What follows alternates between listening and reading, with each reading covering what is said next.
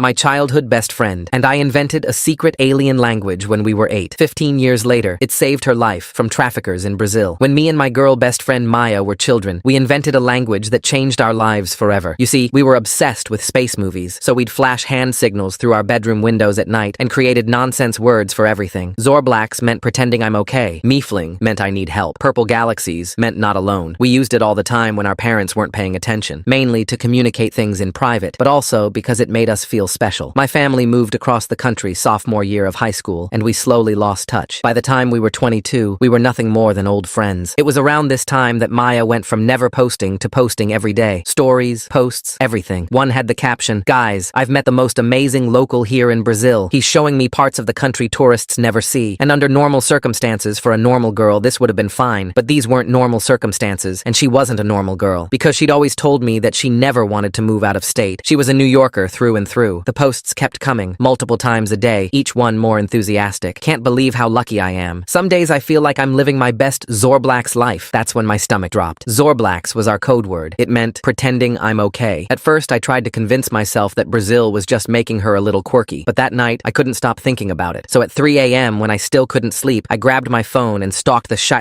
out of her account. That's when I saw it. "This place has major moon whisper energy," appeared in 3 different captions. Moon whisper meant I'm scared. All of her story highlight covers had the caption Miefling, meaning I need help. That's when it finally clicked. Someone was forcing her to post these updates, and she was using our childhood alien language to tell me she'd been kidnapped. I started commenting casually on her posts, trying to subtly tell her that I understood what she was saying, but I had no idea if she was even seeing them. So I turned on post notifications just to track her calls for help better. And with every post, her captions became more and more specific. "This reminds me of when we used to play astronauts," appeared under a beach photo. But we never played astronauts at the beach. We only played astronauts at Riverside Park. "Feeling like I'm 13 again," was in another caption. Maya was 13 when I came with her to visit her aunt in Rio for spring break. "Missing my collection of 23 Purple Galaxy stickers back home," she posted with a sunset photo. I read it over and over. Purple Galaxies meant not alone. But why was she specifying 23? Why mention stickers we never collected? Then it clicked. Riverside, Rio, 23. She was trying to tell me she was near a riverside in Rio, possibly at an address with the number 23. I thought about telling someone until I realized that the only evidence I had was a made-up alien language. So to avoid being locked up in a white room for the rest of my life, I called Maya's aunt in Rio. She recognized my voice instantly. I told her Maya was in trouble and possibly being held near the riverside area. "I felt God telling me something was wrong," was the first thing she said. You see, her aunt was very spiritual, which meant she didn't wave me off as a lunatic. We looked up every building numbered 23 along the water. There were only 3 possibilities. I maxed out my credit card on a flight to Rio. Maya's aunt picked me up at the airport, and we drove to each location. The first 2 were residential buildings. The third was an old warehouse that looked abandoned. We called the police from the car and told them we suspected kidnapped tourists were being held inside. I don't know if they believed us or if they just decided to check, but they went in. 20 minutes later, they brought out Maya and 4 other young women. Maya looked extremely pale and exhausted, but she was alive. I didn't even have time to hug her because the ambulance whisked her to the hospital straight away. But as me and her aunt followed the car, my phone buzzed. Maya had somehow posted one more time, just seconds ago. The caption was a single word in our alien language, Blaosh, the word that meant it's not over yet. I stared at my phone in the back of Maya's aunt's car. My hands were shaking. How the hell did she even post that? The police had just pulled her out of that warehouse. She didn't have her phone on her. I checked the post again. It was definitely from her account. The timestamp showed it was posted 2 minutes after they brought her out. My brain was racing. Someone else had access to her account. Someone who knew our language. But that was impossible. We made it up when we were 8 years old. Nobody else knew it. Maya's aunt kept praying in Portuguese while she drove. I couldn't understand the words, but I got the gist. She was thanking God and asking for protection. We got to the hospital, and they wouldn't let us see Maya right away. Said she needed to be examined first. The other women they rescued were in the same wing. I paced the waiting room for what felt like hours. Finally, a nurse came out and said we could see her. Maya was sitting up in bed with an IV in her arm. She looked so small. The second she saw me, her eyes filled with tears. I ran over and hugged her tight. She whispered something in my ear that made my blood run cold. "They have my sister." I pulled back and looked at her. Maya didn't have a sister. She was an only child. Always had been. I'd known her since we were 6. She gave me this look that said play along, so I nodded like I understood. The nurse was still in the room checking Maya's vitals. Maya kept talking about how worried she was about her sister, how she hoped her sister was okay. The nurse finally left, and Maya grabbed my hand. "They're listening," she mouthed silently. I looked around the room. It seemed normal, just a hospital room, but Maya kept squeezing my hand in a pattern. 3 short, 3 long, 3 short, SOS. I got out my phone and opened the Notes app, typed out what's going on, and showed it to her. She took my phone and typed back, "The guy who took me has people everywhere. Hospital staff, police. He let us get rescued on purpose." Yes, my stomach dropped. I typed back, why? She typed for a long time. He runs a trafficking ring, uses tourists. When police get too close, he stages a rescue, makes it look like they saved everyone, but he keeps some girls hidden, uses them to control the ones who got out. I felt sick. Maya kept typing. He has my roommate from the warehouse. Said if I tell police anything real, he'll kill her. Said I have to go back to him in 48 hours or she dies. I wanted to scream. We just saved her and now she had to go back? Maya typed more. He knows about our language, has all my social media passwords, been watching my posts for months before he took me. That explained the Blayosh post. This guy was smart, too smart. Maya deleted everything she'd typed and handed my phone back. Then she said out loud that she was tired and needed rest. I got the hint. We couldn't talk freely here. I told her I'd come back tomorrow and left with her aunt. In the car, I tried to process everything. This wasn't over. Not even close. Some psycho had Maya's roommate and was using her as leverage. Maya had 48 hours before she had to go back to him, and he had people in the hospital and police force. We couldn't trust anyone. I asked Maya's aunt to drop me at my hotel. I needed to think, but when I got to my room, something felt off. My suitcase was in a different spot, just slightly, but I noticed. Someone had been in my room. I checked everything, but nothing was missing. That almost made it worse. They wanted me to know they'd been there. I deadbolted the door and shoved a chair under the handle. Then I sat on the bed and tried to figure out what to do. We had less than 2 days to save Maya's roommate and stop this guy, but we couldn't go to the police, couldn't trust the hospital. It was just me, Maya, and her aunt against some trafficking ring. I felt completely overwhelmed. My phone buzzed. A text from an unknown number. Stop interfering or your friend pays the price. Then a photo. Maya's hospital room, taken from inside. Recent, because she was wearing the same hospital gown. These people were watching her right now. I wanted to throw my phone against the wall. Instead, I took a deep breath. Okay, think. What would Maya do? She'd already been smart enough to use our language to call for help. She'd found a way to communicate even when they were watching. I needed to be smart too. I texted back, I don't know what you're talking about. Playing dumb seemed safest. Another text came through. Leave Rio tomorrow or we have a problem. I stared at the message. They wanted me gone, which meant I was a threat to them somehow. Good. That meant we had a chance. I didn't sleep that night. Every noise in the hallway made me jump. The air conditioning unit rattled like someone trying to break in. Around 5 a.m. I gave up and started planning. If they wanted me gone, I'd make them think I was leaving. But I wasn't going anywhere without Maya. I booked a flight home for that afternoon, making sure to search for multiple options first, comparing prices loudly on the phone with a fake airline agent, really just dead air. Made sure to use the hotel Wi-Fi so they'd see it if they were monitoring. Then I packed my stuff loudly, making it obvious I was getting ready to leave. Slammed drawers, zipped suitcases with exaggerated force. But I also did something else. I messaged Maya's aunt and asked her to meet me at a cafe near the hospital, somewhere public, somewhere safe. She showed up looking exhausted, dark circles under her eyes that makeup couldn't hide. I could tell she hadn't slept either. Her hands shook as she lifted her coffee cup. I explained everything Maya had told me about the roommate and the 48-hour deadline. Her face went pale. She kept shaking her head and muttering prayers in Portuguese. Then she said something that surprised me. She knew a priest who helped trafficking victims, someone outside the system, someone we could trust. We met Father Carlos that morning at his church, a small stone building tucked between modern apartments. He was younger than I expected, maybe 40, with kind eyes and calloused hands. He listened to our story without interrupting, occasionally nodding or making notes in a small leather journal. When we finished, he nodded like none of this surprised him. He told us this wasn't the first time. The same group had been operating for years, moving like ghosts through Rio's underworld. They'd perfected their system, stage rescues to throw off police, keep leverage victims, rotate the girls between cities like merchandise. He said Maya's roommate was probably being held at a secondary location, somewhere the police didn't know about. The trafficking ring had several safe houses around Rio, scattered through favelas and industrial districts. Finding the right one would be nearly impossible, unless we had inside information, which we didn't. I felt hopeless again. We were running out of time and had no leads. The clock on the church wall seemed to mock us with each tick. Then Father Carlos said something that changed everything. He knew one of the girls who'd been rescued with Maya. She'd come to his church before, seeking sanctuary and solace. Maybe she'd seen or heard something useful. Her name was Ana. She was 19, from Colombia, with haunted eyes that looked much older. Father Carlos brought her to a back room of the church where we could talk privately. The room smelled of incense and old wood. She was terrified, flinching at every sound from the street, kept looking over her shoulder like someone might materialize from the shadows. But when we explained about Maya's roommate, her expression changed. She knew something. Ana told us the men had talked about a boat when they thought she was sleeping. Something about moving girls by water to avoid checkpoints. She'd heard them mention a marina through the thin walls of wherever they'd kept her. Marina de Gloria. Said they kept a yacht there for special cargo. My heart started racing. This was a real lead. But Ana also warned us, her voice dropping to barely a whisper. The man who ran everything was brutal. She'd seen what he did to girls who tried to escape. The screams still haunted her dreams. We couldn't just show up at the marina. We needed a plan, and we needed help. Real help. Not from police who might be compromised. Father Carlos made some calls on an old rotary phone that looked like it belonged in a museum. He had contacts, former military guys who now did private security, men who'd helped him before with trafficking victims. They agreed to check out the marina, just surveillance at first, see if the yacht was there, look for any signs of the operation. I went back to my my hotel to keep up appearances, made a big show of checking out, arguing with the desk clerk about the bill, demanding to speak to a manager, loaded my suitcase into a taxi with exaggerated difficulty. But instead of going to the airport, I had the driver take me to a different hotel across town, a dingy place that rented by the hour but asked no questions. Paid cash, registered under a fake name I'd seen in a movie once. If they were tracking me, maybe this would buy us time. That afternoon, Father Carlos called. His guys had found the yacht, a 60-footer called Paradise Dreams. The irony wasn't lost on me. They'd watched it for hours from different vantage points, saw men coming and going, young women being brought aboard under cover of darkness, never saw them leave. This had to be where they were keeping Maya's roommate. We met at the church again to plan. The late afternoon sun cast long shadows through stained glass windows. Father Carlos's security contacts, two guys named Rafael and Diego, laid out the situation. Rafael was tall and lean with military bearing. Diego was shorter, stockier, with scars that suggested a violent past. The yacht was in a secured part of the marina, guards at the gate checking IDs, cameras everywhere. Getting in would be tough. Getting out with a hostage would be tougher, but we didn't have a choice. The clock was ticking. Maya had less than 24 hours before her deadline. If we didn't get her roommate back, she'd have to return to these monsters. That wasn't happening. Not on my watch. Rafael had an idea. The marina had a restaurant that overlooked the docks, public access. We could get in there, scope out the yacht, maybe find a way to approach by water. It was risky, but better than trying to storm the gates like some action movie. That evening, I put on my nicest dress, a black number I'd packed for a fancy dinner that now seemed like a lifetime ago, and went to the marina restaurant with Diego. We pretended to be a couple on a date, got a table by the window with a clear view of the yacht. The maitre d' seemed suspicious, but a generous tip smoothed things over. I could see men on deck, big guys, definitely security. The boat was lit up like a Christmas tree, no way to approach without being seen. Then I noticed something. Every hour or so, the guards would go inside, shift change maybe, or just a break. But for about 10 minutes, the deck would be empty. It wasn't much, but it was something. I texted Rafael what I'd observed, trying to look like I was just checking Instagram. He said it might be enough. The plan was insane. Wait for the guard change. Have Rafael approach by water in a small boat. Board the yacht during the 10-minute window. Find the girls. Get them out before anyone noticed. So many things could go wrong, but we were out of options. We decided to move that night. Waiting longer just increased the chances of them moving the girls somewhere else. I wanted to go with Rafael, but everyone voted me down. Said I'd just be in the way. They were probably right. I didn't know how to fight or handle weapons. My job was to wait at the church with Father Carlos and Maya's aunt. Those were the longest hours of my life. We sat in the church office, praying and checking our phones every 2 minutes. The old clock on the wall ticked so loudly it felt like a countdown. Rafael was supposed to text when they had the girls. Midnight came and went. Nothing. 12:30. Still nothing. I was starting to panic. Finally, at 1 a.m., my phone buzzed. But it wasn't from Rafael. It was from the unknown number again. Nice try. Your friend has 6 hours to return or her roommate dies. My heart sank. They knew. Somehow they knew about our rescue attempt. 2 minutes later, Rafael called. They'd gotten aboard the yacht, but it was empty. No girls, no guards, nothing. Just the lingering smell of perfume and fear. It had been a trap. Or maybe they'd moved everyone when they realized we were onto them. Either way, we'd failed. I felt sick. We'd made things worse. Now they knew we were actively working against them. They'd be more careful. Maybe hurt Maya's roommate to prove a point. I wanted to scream. Father Carlos tried to comfort me, but I was beyond comfort. Then Maya's aunt said something that made me think. She asked why they gave Maya 6 more hours. Why not just call the roommate immediately? Why give us another deadline? It didn't make sense unless they needed Maya for something